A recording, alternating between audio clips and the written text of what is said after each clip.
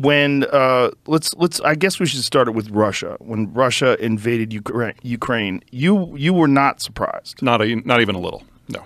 You expected this. And you felt like this is inevitable and this is just something that was always going to happen and it's not going to just stop at Ukraine. No, not even remotely.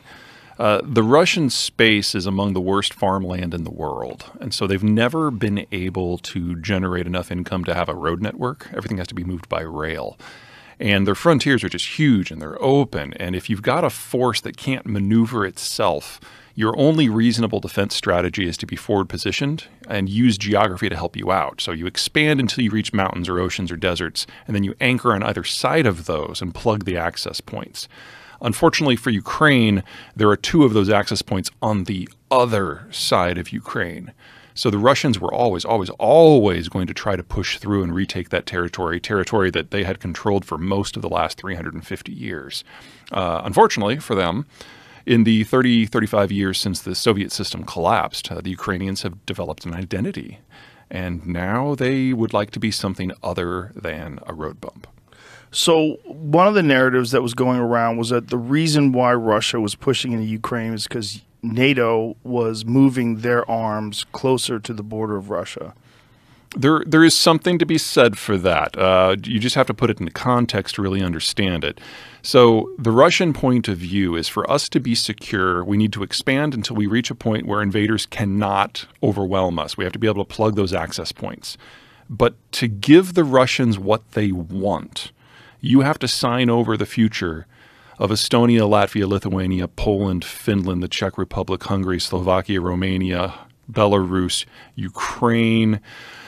Oh, let's go on. Azerbaijan, Armenia, Georgia, Kazakhstan, all the stands. Basically, the Russians, in order to feel safe, they have to be able to occupy total populations that are twice of their own. And I'm sorry, but that's just not feasible. So, technically, the people who claim that NATO provoked this are correct. NATO can't have what it wants in Russia in order for Russia to feel safe.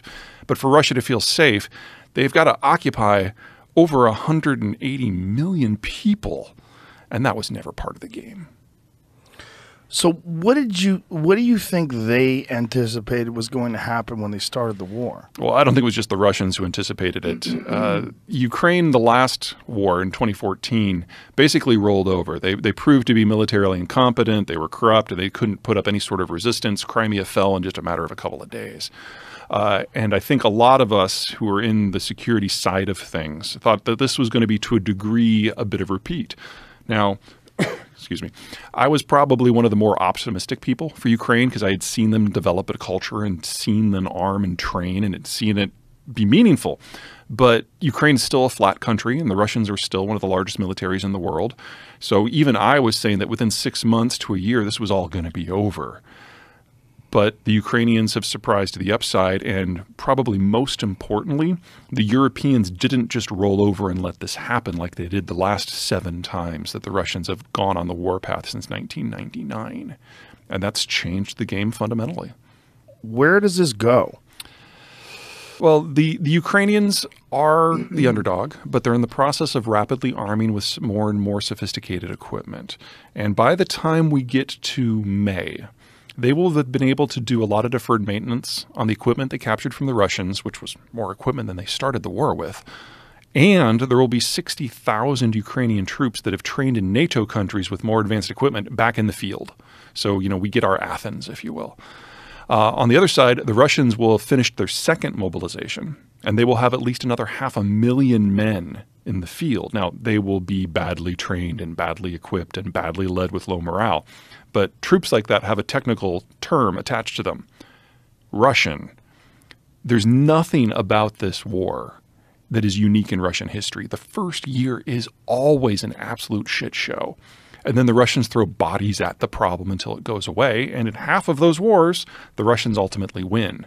So by the time we get to May and the mud season is over, we'll have a more advanced Ukrainian force fighting a much larger Russian force. And we will get our first real glimpse at how this is going to go. And we should know which way it's going to break. Now, it'll still take time. Because if the Russians are going to win, it's going to take them a year to overwhelm Ukrainian defenses, and then they have to occupy the country, and that's going to kill a couple million people. Or The Russians are going to be able to completely break the logistical supply chains that allow the Russian troops to even exist, and we'll have 500,000 dead Russians. And the Ukrainians will be able to push the Russians out of Crimea in the east. And then we get to talk about the next stage, because this is just the opening phase of what is going to be a multi-year and perhaps even multi-decade conflict. Jesus. Yeah. Welcome to Russia. Now, for a lot of people, the big fear is that if Russia starts really getting desperate, then they use nukes. Sure. And it would have to be very desperate. I've not been as concerned about the nuclear question as some folks, because there's really only 4 scenarios. Scenario 1 is the Russians consider throwing one against the United States. But we've made it very clear from our intercepts and our sharing of information with the media that we know exactly where Putin is at any time. We're listening to his phone calls. We're reading his emails.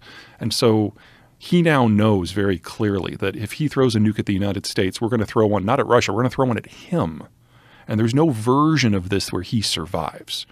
So he has tamped down the rhetoric quite a bit since last March. Option number 2, nuking Ukraine. That doesn't make sense. They want to occupy Ukraine. You don't want to have your troops in a place that's a radioactive wasteland. There may have been a case last year for nuking Poland and Berlin and Stockholm in order to disrupt the weapons flows into Ukraine. But after the battles of Izium and Kherson, the Ukrainians have more Russian gear now than they know what to do with. It's going to take them months to bring that all online. There's a lot of deferred maintenance that needs to be done.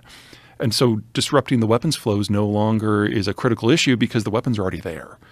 So the only scenario I can see where the Russians would seriously consider nukes is if Ukraine doesn't simply win, but decides to carry the fight across the border into Russia proper.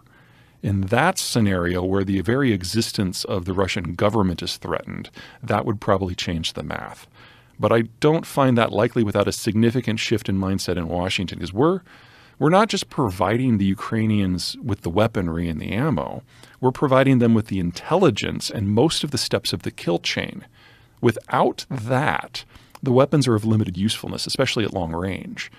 And the Ukrainians have no desire to rupture that relationship. So we're talking about a theoretical that is at a minimum 7 months away, probably further.